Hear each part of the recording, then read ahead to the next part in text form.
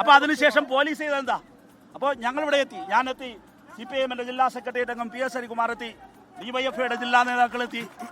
ഞങ്ങളിവിടെ ഈ പറയുന്ന ഞങ്ങളുടെ മോബിനെ ഇരുത്തി. ഇവിടെ DCP സാക്ഷിയല്ലേ, പോലീസ് സാക്ഷിയല്ലേ, ഞങ്ങൾ മുഴുവൻ പേരെ ഇരുത്തിയതിന് ശേഷം അവിടെ ഒരു 10-20 പേരാണുള്ളത്. അവരെ മാറ്റാൻ അങ്ങോട്ട് പോകുന്നതിന് പകരം പോലീസ് വല്ലാത്ത VD സതീശൻ ഭക്തിയിൽ ഞങ്ങളുടെ പിള്ളേരെ നേരെ വരികയാണ്. എന്താ പോലീസ് കരുതിയ? ഇവിടെ ഈ സംഘർഷം മുഴുവൻ ക്ഷണിച്ചു വരുത്തിയത് KS മാത്രമല്ല, പോലീസ് കൂടിയാണ്. അങ്ങനെ ഈ നഗരത്തിൽ വിദ്യാർത്ഥികൾക്ക് നേരെ അക്രമം നടത്തിയാൽ, SFIക്ക് നേരെ അക്രമം നടത്തിയാൽ പോലീസിനെയും KSUനെയും കണ്ടി പിള്ളേർ പോവാന്നാണ് കരുതിയത്. വന്നതിൽ ഒരാൾ പോയിട്ടില്ല. പോലീസ് ഏകപക്ഷീയമായി ലാത്തി ചാർജ് നടത്തിയില്ലേ? അങ്ങനെ ലാത്തി ചാർജ് ഏറ്റാൽ അങ്ങനെ പിരിഞ്ഞു പോകുന്നവരാണ് SFIക്കാരെന്ന് കരുതിയോ? ഇരിക്കുന്നുണ്ട് എല്ലാവരെയും.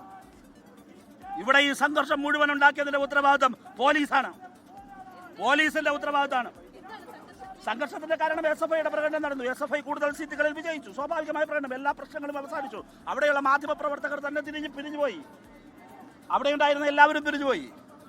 ഇവിടെ എത്തുമ്പോഴേക്കും വളരെ പൊടുന്നനെ ഈ KSUക്കാർ SFIക്കാരെ ആക്രമിക്കുകയാണ്. SFIയുടെ വനിതാ സഖാക്കൾ ഉൾപ്പെടെ നിരവധി പേർക്ക് വലിയ കല്ലേറ്.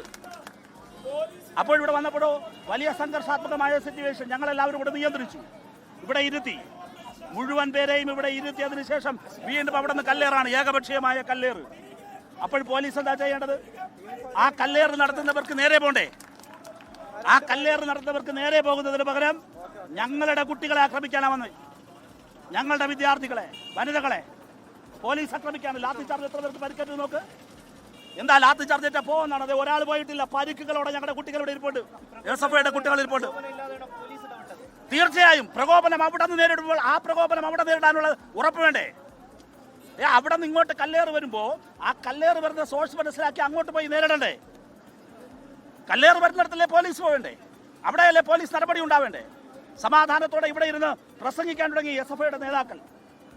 അങ്ങനെ തുടങ്ങുന്നിടത്തേക്കാണോ പോലീസ് നടപടി വരേണ്ടത്? ജലപീരങ്കി ഇങ്ങോട്ടാണ് അടിക്കേണ്ടത്, അങ്ങോട്ടല്ലേ? നിങ്ങളെ കണ്ടില്ലേ ജലപീരങ്കി എങ്ങനെയാണ് കിടക്കുന്നത്? ജലപീരങ്കി ഏകപക്ഷീയ അടിക്കുകയാണ്. അങ്ങനെയാണെങ്കിൽ അവിടെ അല്ലേ അടിക്കേണ്ടേ?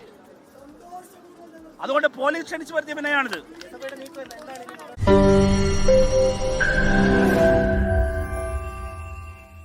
ലോകത്തെവിടെയായാലും ഏത് സമയത്തും 24 വാർത്തകളും ഓഗ്മെന്റഡ് റിയാലിറ്റി പാക്കേജുകളും എക്സ്പ്ലെയിനറുകളും വിശദമായി കാണാൻ ഞങ്ങളുടെ YouTube ചാനൽ നിങ്ങൾക്ക് സബ്സ്ക്രൈബ് ചെയ്യാം.